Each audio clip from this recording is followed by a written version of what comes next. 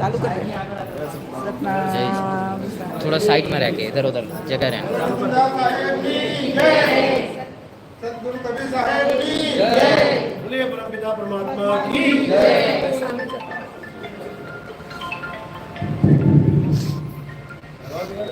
सतगुरु साहब की जय।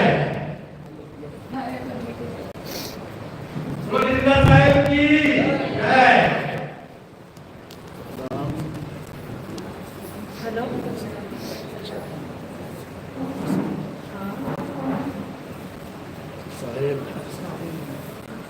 बोलो सतगुरु सत्य कबीर साहब की जय।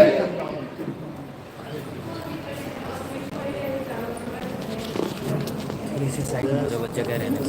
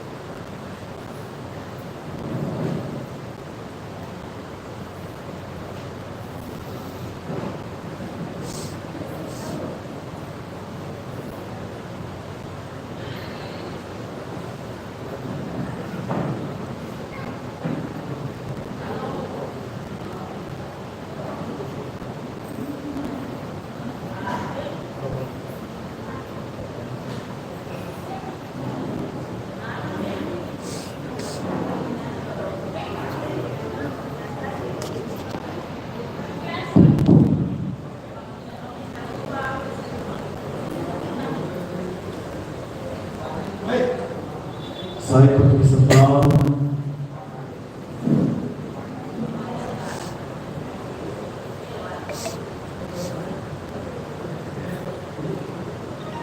साहिब की सत्ता। तो आज परमपिता परमात्मा की अपार कृपा से अहमदाबाद में आज मूल ज्ञान का सत्संग होने जा रहा है। बहुत बड़े भाग हैं उन जीवों के जो आज इस सत्संग को सुन पाएंगे, और उससे भी बड़े भाग होते हैं उन जीवों के जो इस सत्संग को थोड़ा सा भी समझ पाएंगे, क्योंकि ये समझ केवल तभी आती है जब परमपिता परमात्मा की अपार कृपा हो जाती है। जब तक मालिक की दया नहीं हुई, भूल जाओ कि कोई भी मूल ज्ञान को समझ पाए, कोई नहीं समझ सकता। इसीलिए कबीर साहब समझा रहे हैं, लाखन में कोई समझ न पई है और कोटि मध्य जानेंगे, कहे कबीर सुनो भाई साधो, हमें बिरले हंस पहचानेंगे। कहते हैं हमें बिरले हंस पहचानेंगे, यानी अपने स्वरूप की बात कर रहे हैं कि दाढ़ी वाला मूंछों वाला कबीर तो सब जान रहे हैं, लेकिन जो मेरा सत्य स्वरूप है उसे जानना, उसे समझना ये किसी के बस की बात नहीं है। ये केवल वही समझ सकता है या ये केवल वही जान सकता है जो उस स्वरूप को प्राप्त कर ले। और कैसे प्राप्त होगा? जब उसके जीवन में कोई स्वरूप सिद्ध सद्गुरु आएगा, भेदी सद्गुरु आएगा। ये नाम जपवाने वाले नहीं, ये पूजा पाठ हवन यज्ञ कराने वाले नहीं, ये गंगा जमुना में स्नान कराने वाले नहीं, ये तीर्थों में माथा टेकवाने वाले नहीं, ये पहाड़ों की परिक्रमा करवाने वाले नहीं। वो संत कौन है? जो तुम्हें तुम्हारा स्वरूप ज्ञान बताए। स्वरूप सिद्ध संत ही तुम्हें स्वरूप ज्ञान करवा सकता है, अन्यथा ऐसे ही नाना प्रकार की योनियों में भ्रमण करते हुए निकल जाओगे संसार से। इस दुनिया में आए हो, थोड़े दिनों में निकल जाओगे यहां से। इंसान चोला खत्म, अब दोबारा वापस आना पड़ेगा। कुत्ता, बिल्ली, हाथी, घोड़ा, बकरा, नाना प्रकार की योनियों में भ्रमण करना पड़ेगा। तो इससे बचना है तो एक ही रास्ता है, और वो क्या है? स्वरूप सिद्ध हो जाना।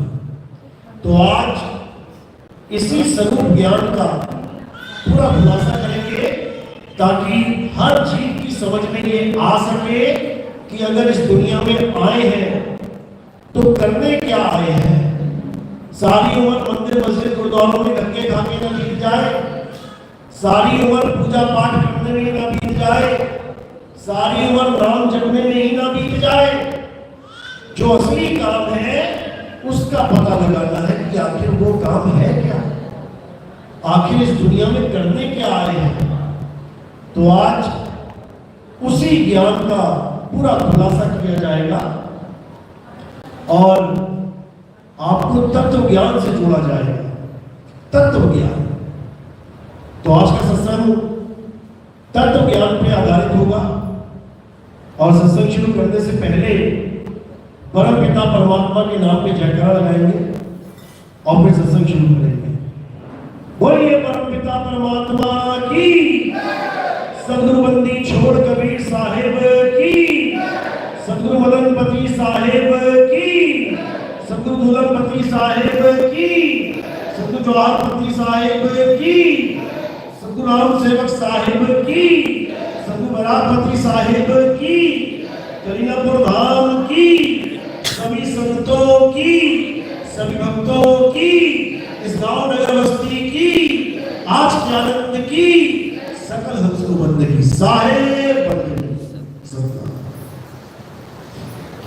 तो कबीर साहब समझा रहे हैं कि मंदिर में, मस्जिद में, गुरुद्वारे और चर्च में बुलाने वाले तुम्हें गुरु हजारों लाखों मिल जाएंगे, जो तुम्हें कहेंगे कि मुक्ति प्राप्त करना है तो मंदिर आके पूजा करो, या जन्नत में जाना है तो नमाज अदा करो मस्जिद में जाके, हेवन में जाना है स्वर्ग में तो चर्च में आओ, ईसा मसीह की पूजा करो, या सचखंड में जाना है, सतलोक में जाना है तो गुरुद्वारे में आओ और पाठ करो, नाम जपो।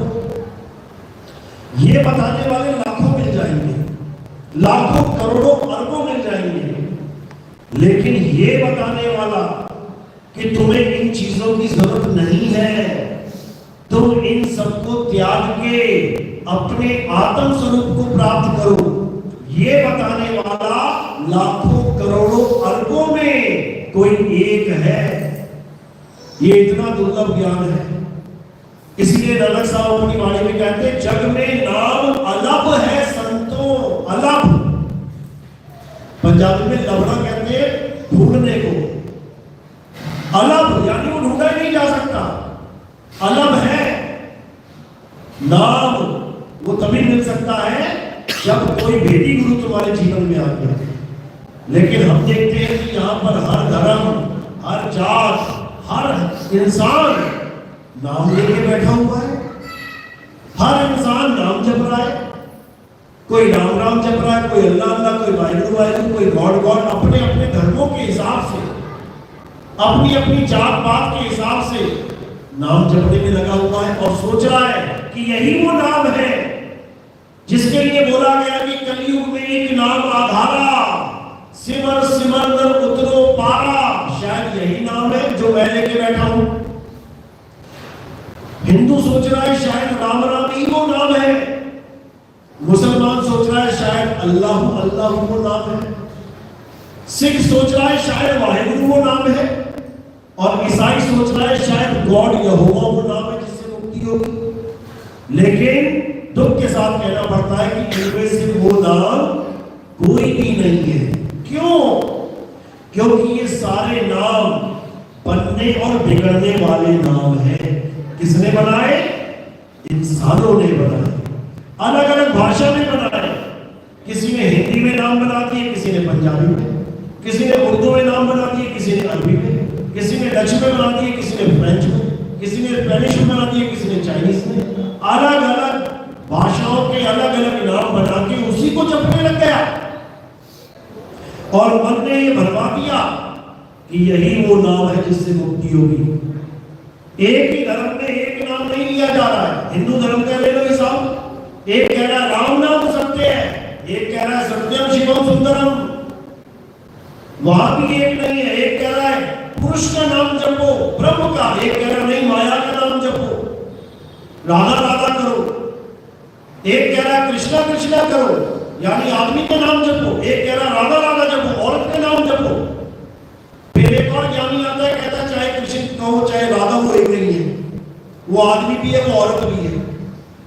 ऐसे ऐसे परम ज्ञानी आके जीवों को भ्रमित करके भ्रम में डाल के जीवन बर्बाद कर देते हैं।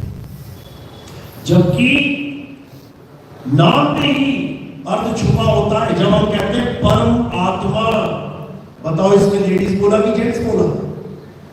आत्मा ना आदमी है ना औरत है, वो दोनों से परे है। ना तो किसी पुरुष का नाम जपना है ना किसी औरत का। ये बात किसी के समझ में नहीं आती, लेकिन ये उसके समझ में आ जाती है जिस पर परमपिता परमात्मा की मोहर लग जाती है। कबीर साहब कह रहे हैं, कबीर साहब में तुमसे कहूं मैं नाम विचारी, ना वो ज्योत ना पुरुष ना नारी। कहते उसका नाम सिमरन करना है, ना तो वो ज्योत है, वो प्रकाश प्रकाश नहीं है, और ना पुरुष ना नारी, वो आदमी औरत भी नहीं है। अब यहीं पर आके सबका ज्ञान फेल हो जाता है, क्योंकि तीन ही कैटेगरी चल रही है यहाँ। या तो आदमी का नाम जपवाएंगे कहेंगे राम राम जपो, या औरत का नाम जपवा देंगे कहेंगे सीधा सीधा जपो, या फिर ज्योत के दर्शन करवा देंगे। आंख बंद करके ध्यान करो, अंधेरे में तुम्हें प्रकाश दिखाई देगा, यही परमात्मा है। ये तीनों ही माया है, ना वो ज्योत ना पुरुष ना नारी। तुमसे कहूं मैं नाम विचारी कि इनमें से एक भी नाम नहीं है। नाम क्या है? नाम तुम्हारा शुद्ध चैतन्य स्वरूप है। आत्म देव ही नाम है, इसीलिए उस नाम को सतनाम कहा जाता है, वो सच्चा है। और इन नामों को 52 अक्षरी नाम यानी कृत्रिम नाम कहा जाता है। गुरु ग्रंथ साहब में बिल्कुल क्लियर लिखा गया, कहते कृत्रिम नाम कथे तेरे चीपा और सत्य नाम तेरा परा प्रबला। यानी ये झूठे नाम जितने भी हैं इंसानों ने बनाए हैं, इससे परमात्मा नहीं मिल सकता। नाम तो जप सकते हो तुम, जैसे पानी के भी कई नाम बनाए हैं, जल वाटर नीर तोय पानी। अब तुम जपते रहो सारी उम्र जपते जपते जपते प्यासे ही मर जाओगे। ये पानी ये जल ये वाटर तुम्हारे मुंह में आने वाला नहीं है। ये कब आएगा?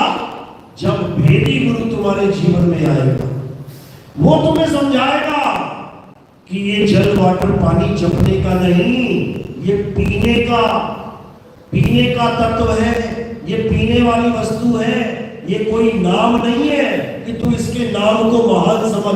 अरे हर देश में अलग अलग नाम रखे गए हैं। तुम्हारे देश में जल पानी बोला जाता है, अंग्रेज जाके अंग्रेजों के पास जाओगे तो जल और पानी का स्थिति खत्म हो जाएगा नामों का। वहां तुम्हें वाटर बोलना पड़ेगा। यानी नाम बदल जाते हैं, तत्व नहीं बदलता, तत्व वही रहेगा। इसीलिए संतों ने तत्व ज्ञान की महिमा गाई है, ये मंत्र ज्ञान की नहीं। कबीर साहब समझा रहे हैं, अरे तंत्र मंत्र सब झूठ है, इनमें न भरमे कोई, और सार शब्द जाने बिना काका हंस न होए। यानी ये तंत्र मंत्र सब झूठ है। ये जितने भी मंत्र दुनिया में दिए जा रहे हैं, ये नाम जप लो बड़े से बड़ा कष्ट दूर हो जाएगा, ये नाम जप लो भगवान तुम्हारी मन्नत पूरी कर देगा, ये मंत्र जप लो भगवान मजबूर हो जाएगा तुम्हारी इच्छा पूर्ण करने के लिए। वो हवाई जहाज गिरा नीचे, क्या वहां पे धार्मिक लोग नहीं बैठे थे क्या अंदर? क्या उन्होंने जपा नहीं होगा नाम? क्या उन्होंने कोई महामंत्र नहीं जपा होगा? क्या उन्होंने नहीं बोला होगा हरे कृष्ण वासुदेवाय ये और वो नहीं बोला होगा? क्या मुसलमान उसमें नहीं होगा, उसमें नहीं बोला होगा अल्लाह बचा ले या खुदा अल्लाह अकबर? उसमें ईसाई भी बैठे थे, उन्होंने क्या नहीं बोला होगा कि गॉड सेव मी, यीशु सेव मी? क्या वहां पे यहूदी नहीं थे क्या? पुर्तगाली भी थे, सब थे, लेकिन किसी की भी मदद नहीं हुई। तो फिर अब कहां चले गए सारे मंत्र मंत्र जंतर? अब कहां चले गए सारे भगवानों के नाम, जिसको जब के तुम कहते हो बड़े से बड़ा दुख भी दूर हो जाएगा, बड़े से बड़ी प्रॉब्लम खत्म हो जाएगी, ये थी प्रॉब्लम, करके दिखाओ जरा ठीक। ये सब भरम जाल है, भरम जाल है ये। किसी भी मंत्र के सहारे नहीं रहना है, किसी भी नाम के सहारे नहीं रहना है। तुम्हें तैरना नहीं आता, पानी में जनाब मार दो, जप लो बड़े से बड़ा मंत्र, बच जाओगे क्या? डूबोगे, मरोगे। क्योंकि बचाने वाला मंत्र नहीं, बचाने वाली जुक्ति है, जुक्ति। हवाई जहाज क्रैश होने वाला है, अगर इमरजेंसी विंडो खोल के सब छलांग मार देते, कौन सा बहुत दूर था, एक तो गिरा भी था बाहर, तो कौन सा मर गया? वो जिंदा था ना, 11 नंबर खिड़की। अगर ऐसे ही सारे छलांग मार देते तो बिना मंत्र जपे बच गया वो। जुक्ति से मुक्ति होती है, किसी मंत्र से मुक्ति नहीं होती। मंत्र तो तुम्हें मरवाने के लिए बनाए गए। समझ लो कि सारे काम धंधे छोड़ दो, मंत्र जपते रहो, कोई आएगा लूट के ले जाएगा। सोमनाथ का मंदिर 17 बार लूट लिया गया इन्हीं मंत्रों के चक्कर में। सारे ब्राह्मण पुजारी पंडा बैठ गए, मंत्र जपने लग गए, कहते भगवान प्रकट होंगे और इनका नाश करेंगे। कोई भगवान प्रकट न हुआ, 17 बार लुट गया हमारे देश का मुख्य मंदिर। तो फिर अगर वही सारे तलवारें उठा के ले आते या कोई और हथियार ले आते, लाखों बंदा वहां पे, और वो मुट्ठी भर लोगों को नहीं संभाल पाए। अगर वो अपने हथियार ले आते तो देख के भाग जाते वो, लेकिन उन्होंने देखा अच्छा सारे मंत्रों के सहारे बैठे हुए, तो फिर करो काम यहां पे। समझो, यानी किसी मंत्र किसी जंत्र की जरूरत हमें नहीं है। हमें किसकी जरूरत है? जुक्ति की जरूरत है।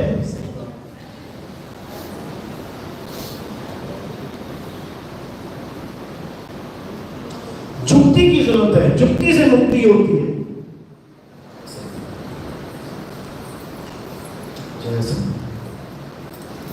लेकिन कोई जुक्ति वाला है नहीं, इसलिए मंत्रों के सारे लटके पड़े हैं सारे। और कबीर साहब समझा रहे हैं ये तंत्र मंत्र सब झूठ है, इनमें न भर में कोई, और सार शब्द जाने बिना कागा हंस न होए। कह रहे ये सब मंत्र मंत्र झूठ है, ये बड़ी से बड़ी परेशानी दूर हो जाएगी। अरे तुम मच्छर दूर करके बताओ, एक कमरे में 100 मच्छर घुसाए हैं, अब लगाओ जरा मंत्र, मानो जरा कौन सा मंत्र है, भगाओ जरा मच्छर को मंत्र से। अरे मच्छर का भगा सकता मंत्र, तो तुम बड़े से बड़े परेशानी कैसे दूर करोगे? ये सब भरमजाल है। जुक्ति से मुक्ति होती है। लगा लो मच्छरदानी, जुक्ति है, 100 मच्छर तुम्हारा कुछ नहीं बिगाड़ पाएंगे। जुक्ति लगा दी तुमने, मंत्रों से कुछ नहीं होता। इसलिए साहिब ने बोला अरे वो को कहां ढूंढे बंदे, मैं तो तेरे पास में ना मंदिर में काबे कैलाश में, अरे ना मैं जप में ना मैं तप में, ये क्या जप लगा रखा है। माला पकड़ा दी, लकड़े के गोले घुमाई जा रहे, सोच रहे इससे परमात्मा खुश हो जाएगा। अरे माला तो कर में फिरे और जीव फिरे मुख माही, और मनवा दसों दिसी फिरे, ये तो सिमरन नहीं। समझा रहे साहब। अरे माला फेरत जुग भया और मिटा न मन का फेर, कर का मन का फेंक के, मन का फेर। वो तो कह रहे कर का मन का फेंक दे, लेकिन यहां गुरु लोग तुम्हें पकड़ा रहे हैं फेंकने की जगह। साहब कह रहे भला हुआ मेरी माला टूटी और मैं राम भजन से छूटी, मेरे सिर से टली बला। साहब तो ये समझा रहे हैं कभी साहब, लेकिन किसी को समझ में नहीं आ रहा। साहब ये समझा रहे हैं अरे माला फेरू ना हरि भजू और मुख से कहूं ना राम, मेरा हरि मुझे भजे और मैं पाऊं विश्राम। कहां समझ में आ रहा किसी को? अगर इतनी बात समझ में आ जाए तो सारी दुनिया मुक्त हो जाए। लेकिन अज्ञानी गुरु बेचारा करे तो करे क्या, ना तो उसे सदगुरु मिल पाया और ना ही वो किसी का सदगुरु बन पाया, ये बीच में धार में रह गए दोनों। तो कहते हैं जिसका गुरु है अंधरा और चेला अंधा होए, और कीच कीच को धोते दाग न छूटे कोई। जिसका गुरु विवेकी नहीं है, विवेकी नहीं है मतलब यानी उसके गुरु जी ने 52 अक्षर पकड़ा दिए थे, उसने दे दी अंधों की तरह। आप देख कुछ भी पकड़ा तो दे देगा, वो कौन सा देख रहा है। लेकिन अगर अंधा पारखी है, तुम नोट पकड़ा के देख लेना, देखो 10 का नोट पकड़ाना और 500 का नोट देख के छू के बता देगा, अरे ये 10 का है भाई, ये 50-500 का है। क्यों? अंधा होके भी विवेकी है, पारखी है। लेकिन उस गुरु को विवेक नहीं था तो अंधों की तरफ पकड़ लिया जो पकड़ा था, आगे भी अंधों की तरफ बांटने में लग गया। तो बोला जिसका गुरु है अंधा और चेला अंधा होए, चेला भी अंधा है, लेने वाला भी अंधा है और देने वाला भी अंधा है। कीच कीच को धोते और दांत न छूटे कोई। नाली में पैर आ गया, कीचड़ लग गया, अब नाली के पानी से धोने लग जाओ उसको तो साफ हो जाएगा क्या? नहीं हो सकता। तो कह रहे हैं शुद्ध जल से धोना पड़ेगा तब साफ होगा। तो ये मूल ज्ञान है भाई, इसको अच्छे से समझना है। ये कोई मंत्र जंत्र ज्ञान नहीं है कि राम राम जब वो हिंदू है तो मुसलमान है तो अल्लाह अल्लाह कर ले, सिख है तो वाहिगुरु वाहिगुरु वाहिगुरु कर ले, ईसाई है तो यहोवा यहोवा कर ले। ये वो ज्ञान नहीं है, ये वो ज्ञान नहीं है कि नदियों में स्नान कर ले, पर्वतों की परिक्रमा कर ले, तीर्थों में जाके माथा टेक ले। ये वो ज्ञान नहीं है, ये वो ज्ञान नहीं है कि बड़े बड़े मंदिरों में जाके मन्नतें पूरी कर ले, रिद्धियां सिद्धियां प्राप्त कर ले, उसके बाद एक दूसरे का सिर फोड़ता रहे। ये वो ज्ञान नहीं है। ये कौन सा ज्ञान है? ये आत्म ज्ञान है, ये स्वरूप ज्ञान है। इसमें तुम्हें कुछ प्राप्त होने नहीं वाला जो दुनिया में माया कहलाता है। ये माया से रहित ज्ञान है। इस ज्ञान में तुम्हें माया की छींक तक नहीं मिलने वाली। कोई सोचे कि इस ज्ञान से मुझे बड़ी बड़ी रिद्धि सिद्धि आ जाएगी, मैं हवा को मोड़ने लग जाऊंगा, मैं सूरज को ठंडा करने लग जाऊंगा, मैं पानी पे चलने लग जाऊंगा। ये काम नहीं है। कहते सार शब्द में एक ही सिद्धि और मुक्ति करे कहां सेवा, पैर दबाएगी मुक्ति। और सार शब्द का खेल निराला, जाने गुरुमुख भेवा। कहते सार शब्द में एक ही सिद्धि। कई लोग गुरु भी ऐसा ढूंढते हैं कि 2-4 जादू टोना करना जानता हो। बाबा जी एक आदमी से बड़ा दुखी हूं, उसके ऊपर टोना कर दो। अरे बाबा जी ने कर दिया, बाबा जी के अंदर बहुत ताकत है। ताकत नहीं है, बाबा जी ने अपनी कब्र खोद ली है। क्योंकि प्रकृति में अगर तुम किसी को कष्ट दोगे तो प्रकृति तुम्हें वापस सूद समेत कष्ट देगी। इसलिए कबीर साहब समझा रहे हैं कि जब तक तुम्हें ऐसा गुरु नहीं मिल गया जो इन सब चीजों से, इन सब मायावी वस्तुओं से निर्लेप हो, जो केवल अपने स्वरूप की बात करे, समझ जाना तब तक तुम्हारी मुक्ति नहीं होगी, जब तक ऐसा गुरु नहीं मिल गया। और तुम्हें ऐसा गुरु मिल गया जो तुम्हारा भविष्य, भूत, वर्तमान सब बताने लग जा रहा है, जो तुम्हें बड़ी बड़ी माया गाड़ियों का, बंगलों का तुम्हें लालच दे रहा है कि गुरु जी के पास आ जाओगे तुम्हारे धंधे चल पड़ेंगे, गुरु जी के पास आ जाओगे बड़ी बड़ी बिल्डिंगों के मालिक हो जाओगे, गुरु जी के पास आ जाओगे तुम्हारे सारे बीमारियां दूर हो जाएंगी। समझ लेना कि फंस गए, फंस गए। गुरु वो है जो स्वरूप का ज्ञान दे। तो कहते हैं गुरुआ तो घर घर फिरे और गौड़ी केर 50, अपने रूप की खबर नहीं और शिष्य करने की आस। कहते गुरुआ तो घर घर फिरे। ऐसे तांत्रिक मांत्रिक गुरु घर घर फिर रहे, अलग जगाते फिर रहे, ये आगे पीछे की बातें बताने वाले कहीं फिर रहे, ये पर्चियां लिखने वाले कहीं फिर रहे, लेकिन अपने रूप की खबर नहीं, अपना स्वरूप नहीं जानते। शिष्य करण की आस, लेकिन फिर भी आस लगा के बैठे हैं कि हमारे लाखों करोड़ों चेले हो जाए। क्यों? ये माया के गुलाम है।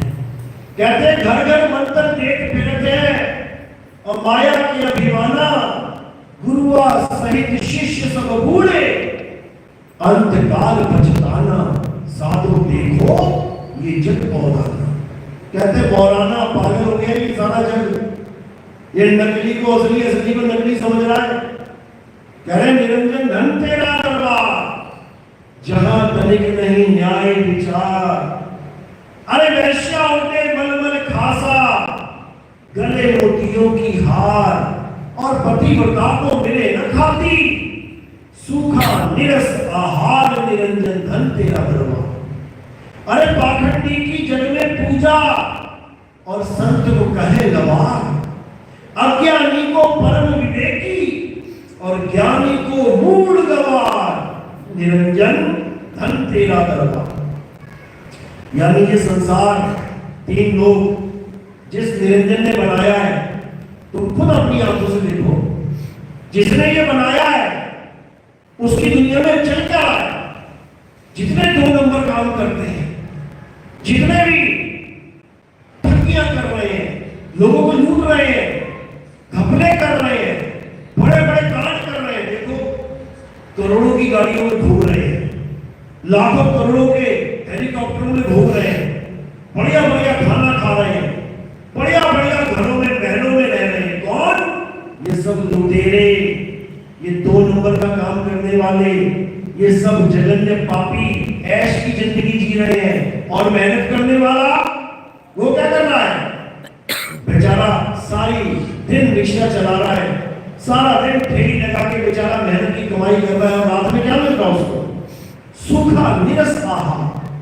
पतिव्रता नारी खाने को रोटी नहीं मिल रही है, और वैश्या बड़ी बड़ी गाड़ियों में घूम रही है, करोड़ों के कपड़े पहन रही है, सोने हीरे जवाहरात लदे पड़े हैं। तो ये परमात्मा की दुनिया है क्या? क्या ऐसी दुनिया बनाता है परमात्मा? इतना भी बुद्धि विवेक नहीं जान रहा कि जिस निरंजन की दुनिया में बैठे हो उसी को नहीं जान पा रहे हो। कसाई के बारे में बकरा बैठा है और बढ़िया बढ़िया हरी हरी घास खाना है, वो ये नहीं जान रहा कि बेटा जिसके बारे में तू बैठा है ये घास भी खिलाता है और उसके बाद छुरी भी चलाता है। तो ये घास खिलाने वाले की महिमा गाने में लगे लोग कि हमें तो हरी हरी घास देता है परमात्मा, हमें तो बढ़िया बढ़िया खाना दे रहा है, हमें तो बढ़िया बढ़िया जीवन दे रखा है। बेटा जीवन लेगा भी वो तुम्हारा और भागे भागे बैठोगे। अभी हवाई जहाज क्रैश हुआ ना, ऐसे लेता है जीवन, तले हुए पकौड़े की तरह कर दिया। ज्यादा पकौड़ा तल दो ना, कैसा हो जाता है? बिल्कुल काला। देखो फोटो जरा हम लोग की, ऐसा फ्राई कर दिया कि रंग भी नहीं पहचान में आ रहा कि ये मेरा बेटा है कि किसी और का बेटा है। ये हालत हो गई है। और सबसे बड़ी बात, कहते हैं 250 डीएनए कराए गए 248, टेस्ट, डीएनए टेस्ट कराए गए कि कौन किसका बेटा है, कौन किसका बाप। उनमें से केवल 9 लोग अपने बाप की औलाद निकले। बताओ, ये है निरंजन की दुनिया। डीएनए टेस्ट कराया तो बाप और बेटे का डीएनए नहीं मिल रहा है, पता नहीं किसका बेटा है, बाप उसको अपने बेटा समझ के बैठा हुआ है। ये रिपोर्ट आई है तो कह रहे हैं निरंजन धन तेरा दरबार, और जहां तनिक नहीं न्याय विचार। ये है निरंजन की दुनिया, और इसकी महिमा गा रहे हैं लोग। परमात्मा ने सृष्टि बनाई, परमात्मा ने ये बनाया, वो बनाया। अच्छा, परमात्मा की बनाई सृष्टि और इस जीव की बनाई सृष्टि में फर्क देख लो। परमात्मा ने सृष्टि बनाई, क्या बनाया? 5 तत्व तो बनाए, छोड़ दिए बना के। उसमें रहना पसंद करोगे या इस इंसान की बनाई सृष्टि में? देखो जरा, बड़े बड़े बंगले, बड़े बड़े हवाई जहाज, बड़े बड़े शहर, बड़ा बड़ा बुर्ज खलीफा, बड़ी बड़ी मीनारें बना दी, मेट्रो बना दी, बुलेट ट्रेन बना दी। अगर तुम्हें परमात्मा की सृष्टि में रख दिया जाए ना, 1 महीना पागल हो जाओगे तुम। यानी तुम्हें अमेरिका के जंगल में छोड़ दिया जाए ना कि बेटा ये है परमात्मा की सृष्टि, 5 तत्व की, रहे अब जंगल में, भागने फिरोगे, कहां फंस गया मैं आके। और इस इंसान की बनाई सृष्टि ये तुम्हारी आंखों के सामने है। ये मकान किसने बनाया? परमात्मा ने कि इंसान ने? किसने बनाया? इंसान ने। ये बिल्डिंगें किसने बनाई? ये मेट्रो कारें, ये हवाई जहाज किसने बनाए? तो तुम इंसान की सृष्टि में रहना चाहते हो कि परमात्मा की? बस इतना समझो, परमात्मा की सृष्टि में तुम्हें भेज दिया ना अगर, तो तुम कहोगे बाप रे बाप, ये कहां आ गया मैं। अगर तुम्हें उस युग में भेज दिया जाए ना जब केवल आदि मानव जानवरों के सामने खड़ा होता था, नंगा पुंगा, ना कोई हथियार, ना कोई बचने का रास्ता, सामने शेर आ गया उधेड़ के खा रहा है, तब तुम्हें समझ में आएगा कि परमात्मा ने बनाई किया, इंसान ने बनाया, किसने बनाई। भागते नजर आओगे, फिर भागोगे, बेटा फंस कहां गया। अभी तुम्हें जंगल में अगर तुम 1 दिन के लिए खो जाओ ना, नानी याद आ जाएगी तुम्हें। तुम इस सृष्टि से तौबा करोगे, हे भगवान एक बार निकाल दे इस जंगल से, एक दिन नहीं झेल पाओगे। जो तुम ये सोच के बैठे हो कि परमात्मा की सृष्टि बड़ी मजेदार है, मजेदार तो इंसान ने बना दी है। जंगल काट काट के, बिल्डिंगें बना बना के, मोबाइल लैपटॉप चला चला के, टेक्नोलॉजी बढ़ा बढ़ा के, नहीं तो आदि मानव युग में जाके देख लेना कितना मजा है जीवन में। ऐसे नहीं घर बार छोड़ के चले जाते थे, ऐसे नहीं राजपाट छोड़ के चले जाते थे सत्य को खोजने के लिए कि मैं फंस कहां गया, ये कहां आ गया, मैं कैसे निकलूं इस सृष्टि में से। बड़े बड़े राजा तक घर बार छोड़ के भागे। आज कोई भागेगा क्या? आज एक मोबाइल से दूर कर दो ना कि तुम मोबाइल से दूर हो जाओ, तुम्हें परमात्मा मिल जाएगा, कहेगा भैया तू रहने दे, बिना मोबाइल के नहीं चलता मेरा काम। परमात्मा बात की बात है, मेरे मोबाइल पकड़ा है यहाँ पे। ये जितने परमात्मा परमात्मा करते घूम रहे हैं, तो ये परमात्मा की सृष्टि नहीं है, ये काल भगवान की सृष्टि है। ये कैसे बनाता है सृष्टि? ये गुप्त भेद है। ये ऐसे नहीं बताया जाता किसी को कि राह चलते को बताते चले जाए सृष्टि रचना। ये बहुत बड़ा गुप्त भेद है। ये उतना ही बड़ा गुप्त भेद है जैसे एक छोटा सा बच्चा कभी ये नहीं जान पाता कि आखिर इस दुनिया में बच्चे पैदा कैसे होते हैं। 1 साल के बच्चे, 2 साल के बच्चे को पूछो कि बच्चे क्यों कैसे पैदा हुआ, बताएगा वो क्या? गुप्त भेद है ये, गुप्त। जब वो बड़ा हो जाएगा, इस लायक हो जाएगा कि वो इस ज्ञान को समझ पाए, उसके बाद वो खुद ही समझने लग जाएगा। इसी प्रकार जो लोग कहते हैं ना परमात्मा ने, जब परमात्मा ही था, अकेला था, सृष्टि कैसे बना दी, ये तुम कभी जीवन में भी नहीं समझ सकते, क्योंकि इसको समझने के लिए तुम्हें बड़ा होना पड़ेगा, तुम्हें उस अवस्था तक जाना पड़ेगा जहां पहुंच के तुम ये जान पाओगे कि सृष्टि बनती कैसे है। जीव अवस्था में नहीं जान सकते तुम, कि तुम जीव अवस्था में बस बातों के पकड़े तले, हाँ अच्छा अगर सृष्टि बनना जानना चाहते हो तुम्हें ब्रह्म अवस्था तक जाना पड़ेगा। जब तुम ब्रह्म अवस्था तक पहुंच पाओगे तब तुम्हें पता लगेगा कि आखिर सृष्टि कैसे उत्पन्न होती है। ब्रह्म के द्वारा, ब्रह्म के द्वारा ही सृष्टि उत्पन्न होती है। जीव तो क्यों छेड़ रहे हो? आवाज तेज करो।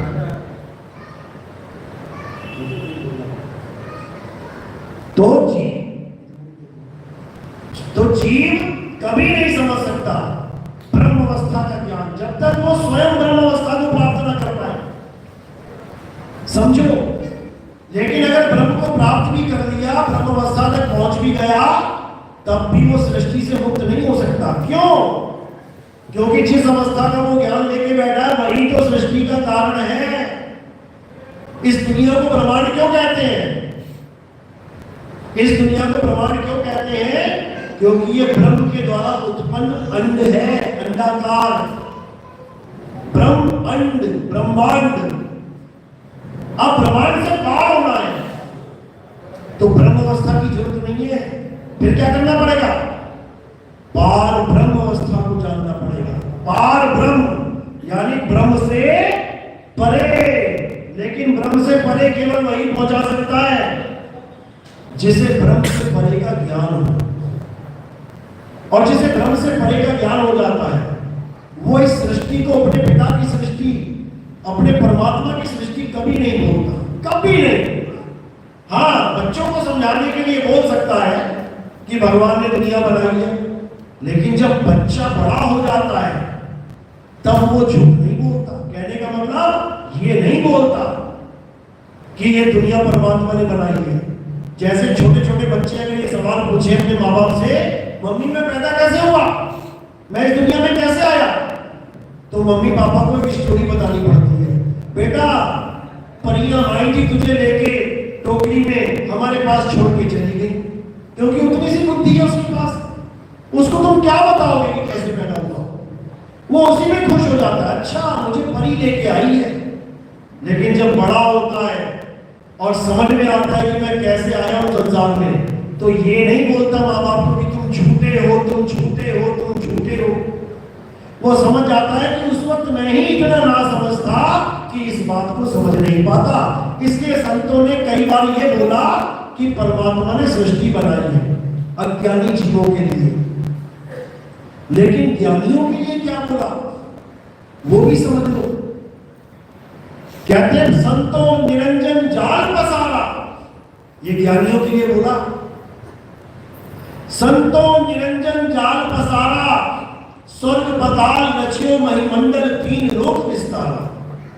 ये सूरज चांद सितारे धरती आकाश पाताल ये किसने बनाए हैं?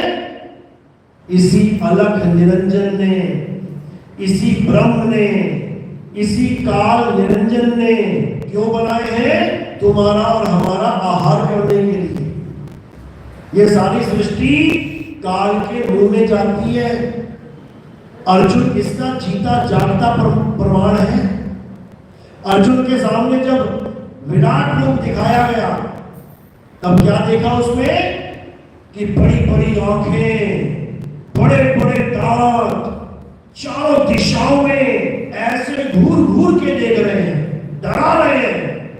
और क्या हो रहा है? सारे संसार के लोग उड़ते हुए उसके मुंह में समा रहे हैं। और वो क्या कर रहा है? सारे संसार के लोगों का शरीर, सिर, बाजू चूरा चूरा कर रहा है। जैसे तुम्हारे मुंह में कोई चने डाल दे तो क्या करोगे? चबाना शुरू करोगे, चनों की हालत खराब कर दोगे चबा चबा के। ऐसे ही अर्जुन कह रहा है कि आपके मुंह में मैं सबको चूरा होता देख रहा हूं। आप सबका चूरा बना रहे हो, चूरा। और किसका? केवल अधर्मियों का नहीं, धार्मिक पुरुषों का भी। केवल कौरवों की सेना का नहीं, हमारी सेना भी, हमारे प्रमुख योद्धा भी आपके मुंह में जा रहे हैं, आप सबको चबा रहे हैं। तो क्या बोला वो विराट रूप? हे अर्जुन, तुम पांचों के सिवा यानी पांडवों के सिवा इन सबका नाश होगा, यानी सबका खात्मा करूंगा मैं। एक को भी नहीं बख्शूंगा। अब 5 क्यों छोड़े उसने? क्योंकि अगर वो 5 भी ना छोड़े तो उसकी महिमा खत्म हो जाएगी, क्योंकि उसने पूजा भी करवानी है अपनी इस दुनिया में भगवान बन के। अगर 5 में से एक भी खत्म हो जाता तो सब लोगों का दिल टूट जाता कि अरे 5 भाई थे, भगवान भी उनकी तरफ थे, तब भी एक को ना बचा पाए, 4 बचे केवल, इसलिए 5 को बचा लिया गया। तो क्या वो सदा सदा के लिए बच गए? बिल्कुल नहीं, थोड़े दिनों के लिए बचे, उसके बाद उनका भी नाश कर दिया गया, हिमालय पे 5 मर गए। तो ये रक्षक कला कहलाती है, यानी सबका संहार करना और 1 2 3 4 5 को बचा लेना, ये रक्षक कला होती है, ताकि उसी की आस में सब उसको भगवान मान के पूछते रहे। जैसे नरसिंह ने बचा लिया किसको? प्रहलाद को। अब सारी दुनिया सोच रही है हमें भी बचा लेंगे भगवान। द्रौपदी को बचा लिया, अब सारी लड़कियां सोच रही है हमें भी बचा लेंगे। वो छोटे छोटे टुकड़े करके भुज में डाल रखी है सब, कोई नारा बचा ले, यहां कोई भगवान ना बचा पा रहा। समझो इस बात को, किसी की पूजा करने की जरूरत नहीं है, किसी का नाम जपने की जरूरत नहीं है। क्या करने की जरूरत है? इस भवसागर से निकलने की जरूरत है, अपने स्वरूप को प्राप्त करने की जरूरत है। अगर अपने स्वरूप को प्राप्त कर लिया तुम्हें किसी की जरूरत ही नहीं है। कोई भगवान नहीं, कोई अल्लाह नहीं, कोई वाहिगुरु नहीं, कोई गॉड नहीं, किसी का नाम जपने की जरूरत नहीं है, क्योंकि वो तुम्हारी आत्मा में विराजमान है। अगर कोई बॉटल भरी पानी से तुम्हें तो किसका नाम जपोगे? क्या पानी पानी जल जल वाटर वाटर करोगे? कुछ करने की जरूरत नहीं है, गिलास लो, पानी डालो और पी जाओ। बस इसी प्रकार अल्लाह, वाहिगुरु, गॉड, राम, ये सब तुम्हारी आत्मा में विराजमान है। इनका नाम नहीं जपना है, अपनी आत्मा को जानना है। जब तुम अपनी आत्मा को जान लोगे तो सब कुछ तुम्हें मिल जाएंगे।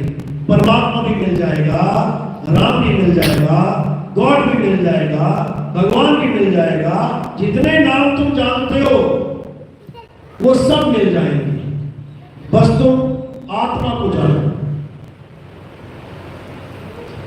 तो कहते हैं जब तक ना चीनोगे आत्म तब लगना मिली है परमात्मा।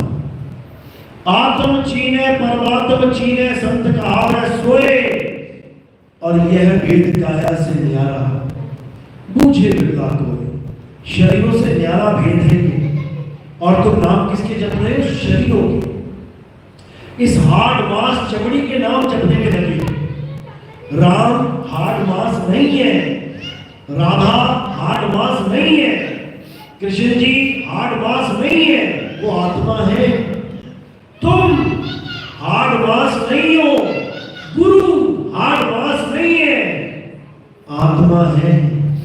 इसलिए आत्मा को जानो, और जैसे ही आत्मा को जानोगे तुम्हें समझ में आने लग जाएगा कि तुम्हारा स्वरूप क्या है। तुम्हारे स्वरूप में ही परमात्मा का स्वरूप है, दोनों अलग नहीं है, एक ही है। अरे सत्य स्वरूपी नाम साहिब का, सो निज नाम हमारा। समझो, संतों ने इशारे किए हैं। अरे तो ही मोही मोही तो ही, अंतर कैसा? कोई अंतर नहीं है, और जो अंतर मान के बैठ गया उसको वापस इस दुनिया में आने से कोई नहीं रोक सकता। वाणी कह रही है आत्मा परात्मा एको करे, अंतर की दुविधा अंतर मरे। अगर कोई गुरु ये कहता है कि आत्मा और परमात्मा में अंतर है, तो अंतर आत्मा परमात्मा में नहीं, अंतर उसकी दिमाग की नाड़ियों में है। वो क्रैक है, वो असल से बहुत दूर है, वो अज्ञानी है, वो अनुभवी नहीं है। अगर अनुभवी होता तो ये बात कभी करता ही नहीं कि आत्मा और परमात्मा अलग है। कभी नहीं। संतों ने तो बोला आत्मा सो परमात्मा, लेकिन ये आम जीव नहीं समझ सकता, इसलिए शब्दों में उलझ के रह जाता है कि यहाँ पे आत्मा लिखा है, वहां परमात्मा लिखा है, इसमें उलझ जाता है। कई तो ऐसे अज्ञानी हैं जो आत्मा को अहंकार बता देते हैं कि आत्मा का मतलब है अहंकार, तो परमात्मा का मतलब तो परम अहंकार हो गया। फिर इतनी भी बुद्धि विवेक नहीं लगाते कि आत्मा और परमात्मा एक को करे, वो एक है। जीव और परमात्मा एक नहीं है। जीव तो फंसा पड़ा है, लाखों करोड़ों जीव इस संसार में धक्के खा रहे हैं, जन्म मरण में धक्के खा रहे हैं। करोड़ों जीव खुद अमर होके पत्थर की पूजा कर रहे हैं, खुद अमर है। कहते हैं ना ईश्वर अंश जीव अविनाशी, खुद अविनाशी है और पत्थर को भगवान मान के बैठा है। जिस पत्थर को गिरा दे और वो पत्थर उठ ना सके, उसे भगवान मान के बैठा है। और जब तुम्हारे शरीर को उठा रहा है, बैठा रहा है, चला रहा है, घुमा रहा है, उठा रहा है, नचा रहा है, उसको नहीं जान पा रहे, उसका कोई भेद ही नहीं समझ में आ रहा है। इसलिए अब क्या करना है, अब उस आत्म तत्व को जानना है, जिसको जानने के बाद कुछ भी शेष नहीं रह जाता। कहते हैं आत्मा इसी परमात्मा के साथ है, एक रस है, अलग नहीं है। जैसे समुद्र में बूंद है, समुद्र से अलग नहीं है, एक रस है। लेकिन अज्ञानी जीव इसको नहीं समझ पाता। तो अब क्या करना है, अब अपने आत्म स्वरूप को जानना है, जिसको जानने के बाद तुम्हें और किसी की आवश्यकता ही नहीं पड़ेगी। ना कोई मंदिर, ना कोई मस्जिद, ना कोई गुरुद्वारा, ना कोई चर्च। अभी देखो कोरोना आया था ना, कोरोना आया था, सारे मंदिरों में ताले लग गए, सारी मस्जिदों में ताले लग गए, सारे गुरुद्वारों में ताले लग गए, सब चर्चों में ताले लग गए। बताओ, जब मुसीबत आई तो भगवान के दरवाजे बंद हो गए, और जब सब ठीक चल रहा है तो जाओ भगवान को पैसा दे के आओ, भगवान को अमीर बनाओ। भगवान को कौन अमीर बना रहा है? भगवान के गले में पैसा पड़ा होता है ना, कौन डाल रहा है? भगवान तो नहीं डाल रहा। भगवान के सामने गल्ला 1000 साल तक पड़ा रहे, वो भरना तो दूर, उसमें एक नोट भी नहीं आ सकता भगवान के द्वारा। लक्ष्मी जी की मूर्ति बना के लक्ष्मी के आगे पूरा गल्ला रख दो, हाथों से अशर्फियां गिरती हुई दिखाते हैं, लेकिन उस गल्ले में एक अशर्फी नहीं गिरेगी। हजारों साल करोड़ों साल इंतजार करके देख लो, अगर उसमें एक नोट भी गया ना तो कौन डालेगा? इंसान। तो भगवान इंसान को दे रहा है कि इंसान भगवान को दे रहा है? पहले तो यही समझ लो। अगर भगवान इंसान को देता तो पंडित जी तुमसे कभी दक्षिणा मांगता ही नहीं। 24 घंटे तो भगवान के चरणों में बैठा, जब भी कोई चीज चाहिए होती, भगवान जी 1000 रुपये देना, ले लेता। भगवान जी 50,000 देना, ले लेता। तुम्हें कह रहा है कि भगवान तुम्हें सब कुछ देगा, लेकिन उसको नहीं देगा, वो तुमसे देगा।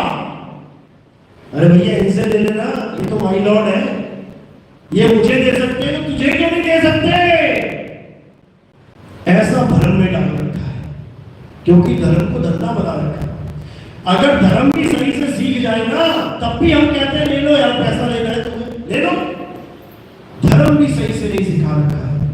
पत्थर को धर्म मान के बैठ गए हैं, पत्थर के भगवानों को धर्म मान के बैठ गए हैं, जबकि धर्म क्या है? हे अर्जुन, सत्य सनातन धर्म किसी पत्थर की पूजा, किसी देवता की पूजा, किसी नदियों नालों की पूजा, किसी पहाड़ों की परिक्रमा की पूजा नहीं है। सत्य सनातन धर्म क्या है?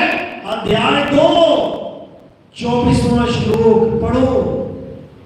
हे अर्जुन, ये आत्मा अदाह है, इसको कोई जला नहीं सकता। ये अशोष्य है, ये अछेद है, ये आत्मा पुरातन है, ये अचल है, ये सदा स्थिर रहने वाली है, ये आत्मा ही सत्य सनातन है। यानी अगर हमें अपने धर्म को जानना है कि हमारा धर्म क्या है, तो हमें गीता का अध्याय 2 और 3 घोट के पी जाना चाहिए। इन दोनों में निबेड़ा हो जाएगा कि आखिर धर्म क्या है और हमारा इस दुनिया में आने का परम कर्तव्य क्या है, क्या करना है हमने। तो क्या करना है, ये हवन यज्ञ पूजा पाठ नहीं करने। अध्याय 7 23वां श्लोक क्या कहता है, हे अर्जुन, जो देवी देवताओं की पूजा करते हैं उनसे प्राप्त होने वाले फलों को सत्य मान लेते हैं, वो अल्प बुद्धि जीव है, यानी मूर्ख है, वो अज्ञानी जीव है। देवी देवताओं की पूजा करने वाले देवलोक को चले जाते हैं, भूतों की पूजा करने वाले भूतों के लोक में चले जाते हैं, राक्षसों की पूजा करने वाले राक्षसों के लोक में चले जाते हैं, पितरों की पूजा करने वाले पितर लोक में चले जाते हैं। जहां आशा वहां वासा। तुम जिसकी पूजा करते हो तुम वहीं चले जाते हो। तुम सांप की पूजा करोगे, नाग पंचमी में सांपों की पूजा होती है, तो तुम सांप बन जाओगे। अगर अंत समय में वो नाग पंचमी की पूजा याद आ गई ना तुम्हें कि मैंने सांपों को ऐसे दूध पिलाया था, तो तुम सांप ही बन जाओगे। अगर तुम पीपल की पूजा करते हो तो तुम पीपल बनने की तैयारी करो। अगर तुम तुलसी की पूजा करते हो तो तुम्हें तुलसी बना के छोड़ेगा वो। अगर तुम किसी राक्षस की पूजा करते हो भगवान मान के, जैसे खाटू श्याम की पूजा करते हैं लोग। खाटू श्याम कौन है? मनुष्य है, देव है, राक्षस है, पितर है, यक्ष है। कौन है ये? कौन है खाटू श्याम? कौन था ये? बर्बरिक का बेटा। बर्बरिक कौन था? घटोत्कच का लड़का था, इसका नाम बर्बरिक था। तो भीम का पोता था ये। भीम ने किसके साथ शादी करी? हिडिंबा के साथ। वो कौन थी? राजकुमारी थी, कहेगी राक्षस नहीं थी। बताओ, मतलब भीम को और कोई मिली नहीं, वो राक्षस नहीं के साथ शादी करके बैठे थे। बताओ। और हमारा धर्म टिका इसी के ऊपर है, सुर और असुर। देवता या राक्षस, देवता अच्छे लोग हैं, राक्षस बुरे लोग हैं। इतनी सी बात। तो राक्षस के साथ, राक्षसनी के साथ शादी करके राक्षसनी के बच्चे तो राक्षस ही बनेंगे। तो राक्षसों की भी पूजा करने में हम लगे हुए हैं। अब राक्षस की पूजा करोगे तो गीता का सीधा सा सिद्धांत है, जिसकी पूजा करोगे उसी के गुण धर्म को अपना लोगे। राक्षस की पूजा करोगे तो बेटा राक्षस बनने की तैयारी करो, अब राक्षस ही बनाया जाएगा तुमको। इसीलिए कृष्ण जी ने बिल्कुल स्पष्ट समझा दिया कि पूजा करनी किसकी है।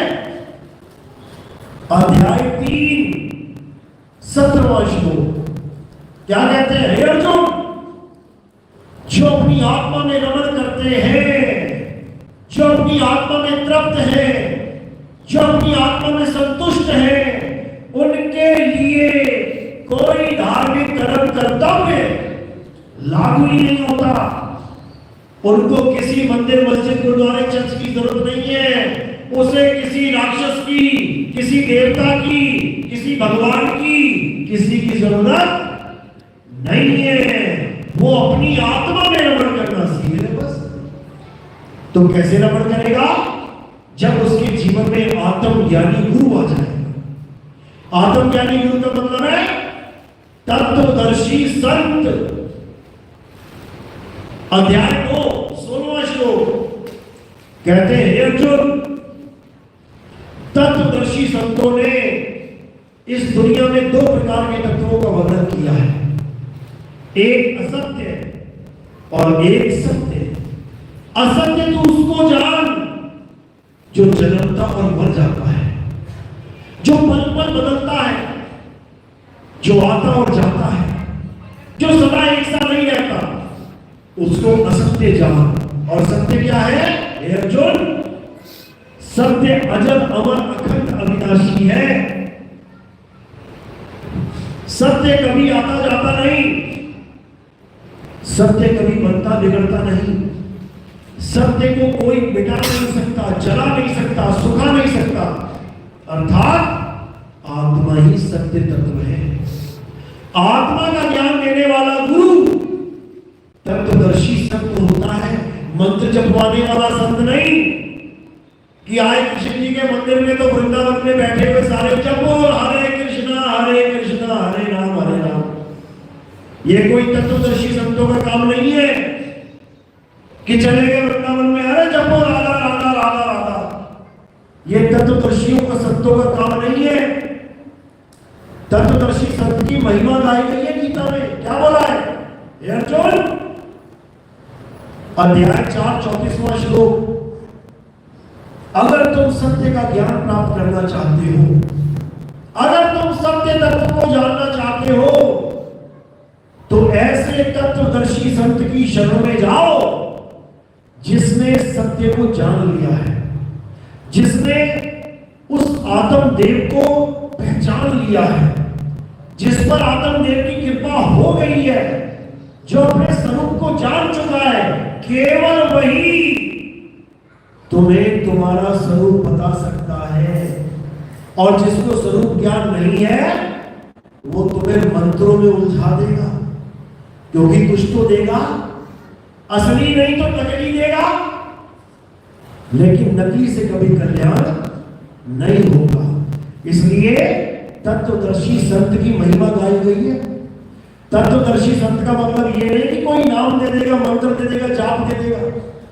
तत्वदर्शी का मतलब है तत्व का दर्शन, यानी तत्व का बोध कराने वाला। कौन से तत्व का? आत्म तत्व का। ये अर्जुन, ये आत्मा ही सत्य है। नैनम छिन्दन्ति शस्त्राणि नैनम दैति पावका न चैनम क्रोधम तापे न शोषति मारुता। हे अर्जुन, इस आत्मा को ना तो कोई अस्त्र शस्त्र काट सकता है, इस आत्मा को ना तो अग्नि जला सकती है, इस आत्मा को ना तो जल भिगो सकता है, इस आत्मा को ना तो वायु सुखा सकती है। इस आत्मा का कोई कुछ बिगाड़ ही नहीं सकता।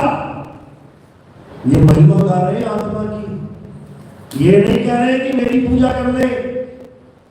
आत्मा की महिमा बता रहे हैं कि आत्मा को जान अर्जुन। जो अपनी आत्मा को जान लेता है वो जन्म मरण से पार हो जाता है। उसको ये माया भ्रमित नहीं कर सकती, वो इस जड़ माया से परे हो जाता है, वो अपने स्वरूप को प्राप्त कर लेता है। तो क्या करना है? अब केवल अपने स्वरूप को प्राप्त करना है। स्वरूप को प्राप्त करके क्या लाभ होगा, क्या फायदा होगा? जब तुम शरीर छोड़ोगे तब ये ज्ञान तुम्हारे काम आएगा। जैसे बच्चों को तैरना सिखाने के लिए कोई क्लब आ गया, अब गली गली में अनाउंसमेंट कर रहा है, अपने बच्चों को तैरना सिखाओ, अपने बच्चों को तैरना सिखाओ। अब तुम्हें लगेगा हम क्या करेंगे बच्चों को तैरना सिखा के? हमारे बच्चे तो रोड पे चलते हैं, स्कूल जाते हैं, स्कूल से वापस आ जाते हैं। अरे क्या फालतू की बातें हैं, क्या करेंगे तैरना सीख के? लेकिन जब वही बच्चे कहीं पिकनिक पे गए, स्कूल ने पिकनिक मनाने के लिए बच्चों को इकट्ठा किया, वो बच्चे पिकनिक मनाने गए और वहां पर बस पानी में गिर गई। जैसी बस पानी में गिरी, अब क्या काम आएगा? वही काम आएगा जिसके लिए तुम कहते हैं अरे क्या करना तैरना सीख के, हमने कौन सा पानी में गिराना है अपने बच्चे, हम तो धरती पे रखेंगे, धरती पे चलेंगे। बेटा पानी में गिरना पड़ेगा सबको। तैरना सीखने का मतलब क्या है? संतों की भाषा में मरना सीखना। मृत्यु कैसे होनी चाहिए, मरने की कला सीखना। क्यों? क्योंकि वो मृत्यु सबको आनी है, इसीलिए उसका नाम भवसागर रखा है। और भवसागर पैदल चल के पार नहीं होता, भवसागर तैर के पार होता है। इसलिए तैरना सीखना है। कब काम आएगा तैरना? जब अंत समय में भवसागर में गिरोगे। तो जिसने सीखा होगा वो तैर के निकल जाएगा, और जिसने 50 किलो की मूर्ति पकड़ी होगी वो पानी में डूब जाएगा। बस सिंपल है। और ये उदाहरण तुम अपने ऊपर अभी आजमा सकते हो। तो 50 किलो की उस भगवान की मूर्ति पकड़ लो जिस पर तुम्हें पूरा भरोसा है कि ये भगवान है। कोई भी ले लो, नाम क्यों लेना? कबीरपंथी कबीर साहब की मूर्ति पकड़ ले 50 किलो की, रविदास जी वाले रविदास जी की मूर्ति पकड़ ले, ईसा मसीह वाले ईसा की मूर्ति पकड़ ले, राम जी वाले राम जी की मूर्ति पकड़। जो भगवान तुम्हें समझ में आ रहा है 50 किलो की मूर्ति पकड़ लो और पानी में छलांग मार दो, फिर देखना क्या होता है। सबसे पहले तुम उस मूर्ति को छोड़ोगे। तुम्हें पता है डुबा नहीं मुझे। उसके बाद बचाओ बचाओ करो, चाहे तुम तैर के बाहर निकलो। पहला काम क्या करेगा? पहला काम मूर्ति छोड़ोगे जिसको तुमने भगवान मान लिया। पानी में जाके तुम्हें पता लग जाएगा ये भगवान नहीं है, ये एक बोझ है मेरे सिर पे। पहले इस बोझ को उतार दूं, उसके बाद देखता हूं कि पार कैसे लगूंगा। और अगर कसके पकड़ रखी है तो फिर समझ लेना कि पक्का मरोगे, कोई बचाने वाला नहीं है। इसलिए अब हमें किसको जानना है? आत्म तत्व को जानना है, जिसको कोई तोड़ नहीं सकता, फोड़ नहीं सकता, मार नहीं सकता, काट नहीं सकता, जला नहीं सकता। उसको जानना है। वो है असली परमात्मा, वो है असली भगवान। बात समझ में आ रही है? किस किस की आ रही है? हाथ खड़ा करो जरा, उधर कैमरा करो। बहुत अच्छी बात है, बीच में है, इनके दुख के नहीं आ रही है क्योंकि आज पहला सत्संग है। जिनके समझ में नहीं आ रही है वो हमारे सत्संग YouTube चैनल पे देख सकते हैं और समझ सकते हैं गहराई से। कहत कबीर सुनो भाई साधो नितिन दास, या फिर नितिन दास के सत्संग लिखोगे आ जाएगा। आपको पर्चे भी दे दिए जाएंगे। हर हर गीता घर घर गीता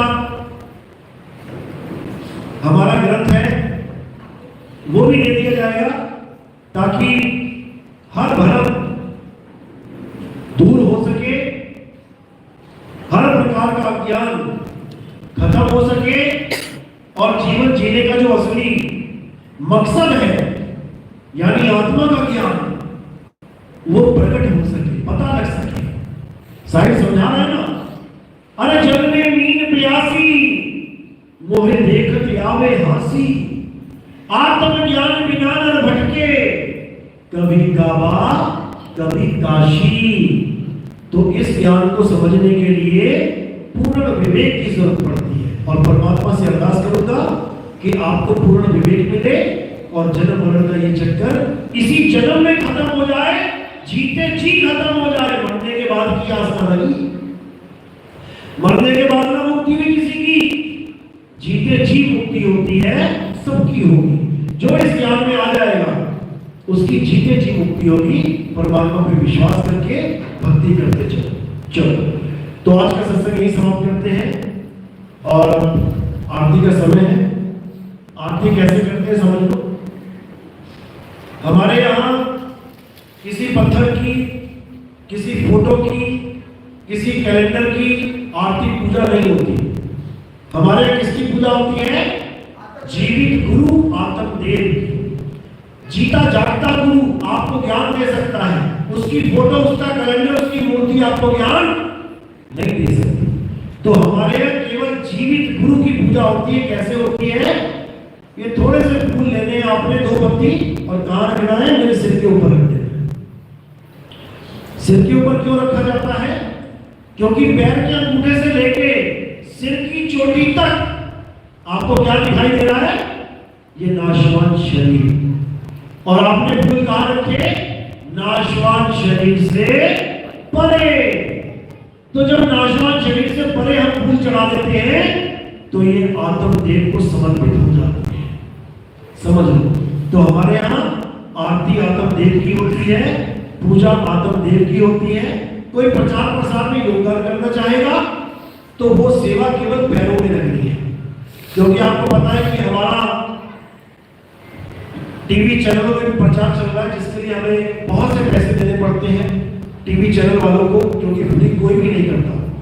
उसके लिए आपकी सेवा बिल्कुल अच्छे से यूज की जाती है ताकि उन लोगों तक भी ये ज्ञान पहुंचे जो हम लोगों तक नहीं पहुंच सकते। टीवी चैनल हर जगह पहुंच जाता है, हम नहीं जा सकते हर जगह, क्योंकि पूरी दुनिया में ये चैनल चलते हैं और घर घर तक ये ज्ञान पहुंचे। हम इसीलिए इस सेवा को प्रचार में यूज करते हैं। तो सिर के ऊपर फूल चढ़ाने हैं और प्रचार प्रसार के लिए योगदान केवल पैरों में देना है। बोलिए परमपिता परमात्मा की, सतबंदी छोड़ कबीर साहिब की, सभी संतों की, सभी भक्तों की, आज के आनंद की, सतबंदी साहिब बंदगी।